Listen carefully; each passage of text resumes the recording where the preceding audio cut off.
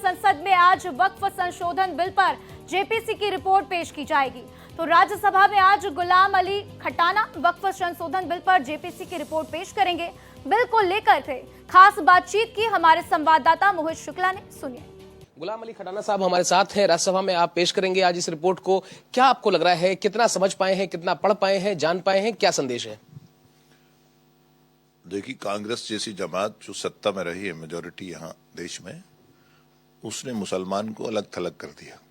उसने मुसलमान को इलिटरेसी के बिल्कुल वहां तक पहुंचा दिया। मुसलमान को क्रिमिनल के साथ जोड़ दिया।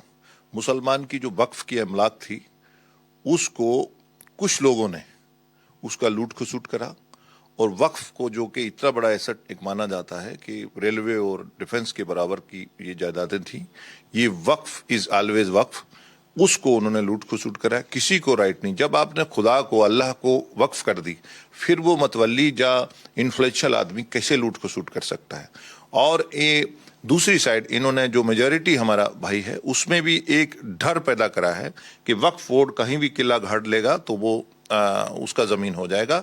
वो इसलिए करते हैं, ये उसमें से पॉलिटिकल नर्चरिंग करते हैं कि जो कहीं ना कहीं जो अल्पसंख्यक समाज है, वो देश की मेन स्ट्रीम मोदी जी का विजन देख के, वो मोदी जी की मकबूलियत अरब देशों में देख के, मोदी जी का पूरी दुनिया में मकबूलियत, और उस जो विकसित भारत का टारगेट है, तीसरी बड़ी मईशत बनना, ताकत बनना, उसमें मुसलमान स्टार्टअप स्टैंडअप के जरिए जुड़ना चाहता है। आखिरी सवाल, अकलियत को डरने की जरूरत तो नहीं है? कोई अकलियत को, यहाँ का जो मेजोरिटी है, वो अकलियत से उसको कोई वो नहीं है, और ना अकलियत को मेजोरिटी से है।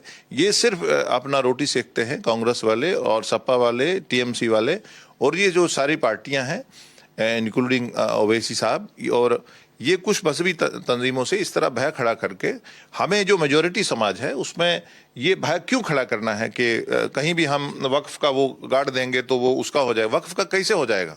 जो वक्फ का है वो वक्फ का रहेगा, जो वक्फ का नहीं है वो कैसे रहेगा? क्यों रखना चाहिए?